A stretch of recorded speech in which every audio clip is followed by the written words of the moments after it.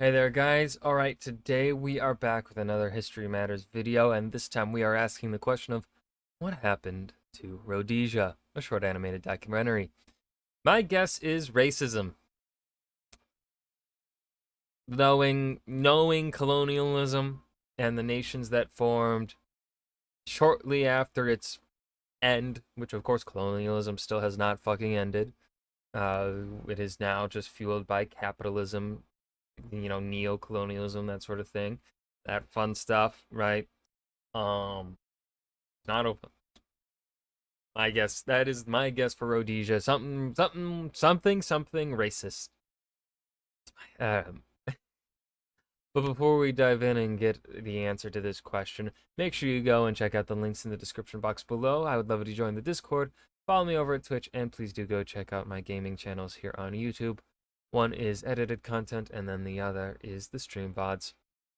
So, yeah, all that said, that yapping done, let's find out what happened to Rhodesia here. History is filled with short-lived nations. Those which appeared from nowhere attempted to forge a place for themselves in the world and then promptly died. Rhodesia, a mostly unrecognised African nation, was one such example, which managed to eke out an existence of 14 years. Nice. Which obviously raises the question, why was Rhodesia such a short-lived nation and what happened to it? So, a quick overview. By 1964, South Rhodesia, named after the late 19th century explorer Cecil Rhodes, was a British colony, and the UK government was painfully aware of its empire's coming collapse in Africa. Now, many of Britain's colonies there were administrated by a white minority, and Rhodesia was no different. The London government, under Prime Minister Harold Wilson, said that decolonization... So far, my guess, as racism being the answer, is becoming more and more likely, would only be granted on the condition of majority rule. As of 1964, Rhodesia operated on a system of what's called responsible government, which was centred in the city of Salisbury, nowadays called Harare.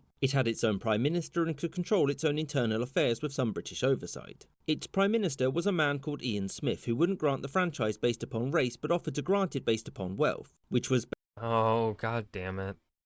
Basically the same thing, since the wealth of Rhodesia was almost exclusively controlled by the white minority, which made up 8% of the population. Negotiations over this went nowhere, and Smith's government declared independence.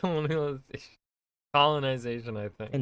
Britain immediately petitioned the UN to dissuade other nations from recognising Rhodesian independence, and it also began an economic embargo. And this most notably included an oil embargo and led to Britain implementing a 9-year blockade of a Mozambique port here, through which Rhodesia was importing oil. Rhodesia had very few friends, barring some unofficial support from Portugal, hence the oil imports, and South Africa because, obviously. Britain's blockade of this one port was incredibly expensive and also incredibly ineffective, because as it turns out, Africa has more than one port. And Rhodesia...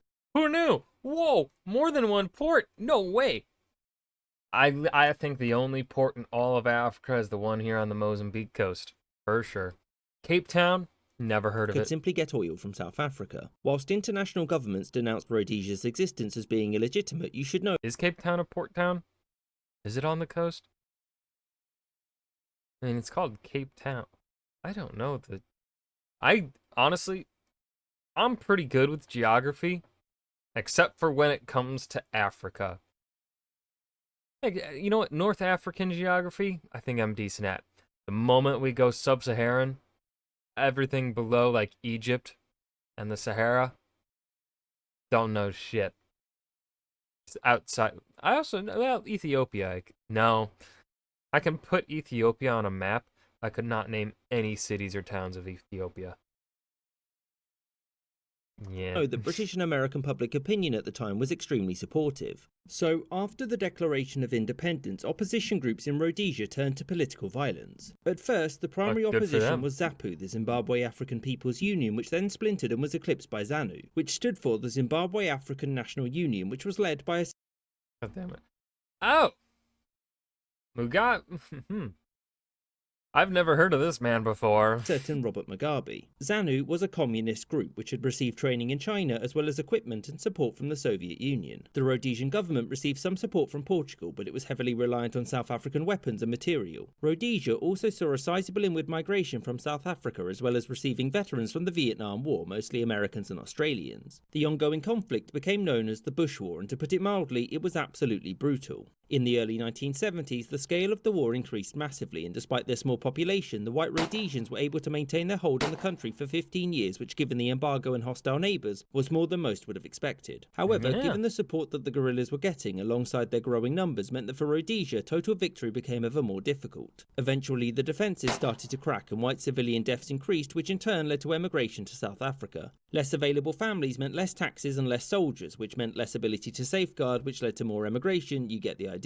In the end, Smith pushed for a settlement to end the war, but in a way that gave white people in Rhodesia greater authority than their population share would suggest. In the end, he reached what was called the internal settlement with opposition groups who were led by Abel Muzorewa. The settlement was backed by a whites-only referendum, and in 1979 Yeah. the first Totally fair. universal election was held, which saw Muzorewa become prime minister. And shortly after this, the country was renamed to Zimbabwe Rhodesia. Mugabe and the other rebels saw this as nothing more than a sham and vowed to keep fighting. Britain refused to accept this election as legitimate, and so Muzorewa met with its government to propose a new transition period. This led to the Lancaster House Agreements, which saw Zimbabwe Rhodesia revert to British rule briefly until new elections could be held. In 1980, the first internationally recognised general election was held, which saw Mugabe win comfortably. It was shortly after this that Zimbabwe Rhodesia simply became Zimbabwe, and thus the short-lived minority-ruled nation was no more. Okay. I hope you enjoyed this episode, and thank you for So it just had a name change, but also racism. Yay! That's what happened to Rhodesia, a short animated documentary. This was a really good episode. This was one of those episodes where they fit, I feel like, a lot into the episode. Like, I feel like I got a really good understanding of the political situation of Rhodesia in 3.5 minutes. Like, that's really good. Again, just for the context of the fact that this is a 3-minute, 51-second video, the amount of information that they squeezed in without it feeling too fast. History Matters continues to blow my mind every time they do it, which is like almost every single video that they make. I don't know how, like, for those that don't know, I have made a shittily animated history video before on this channel. I have made one. I tried it once. It sucked. Now, of course, you guys, I don't know if anyone here that watches me currently, because I made that, I think in 2021 or something like that. So I don't know if any of those people are still hanging around and watching, but you're very nice in the comment section about that video. But of course, one of the, I think, most frequently said critiques of that video was I was speaking very quickly.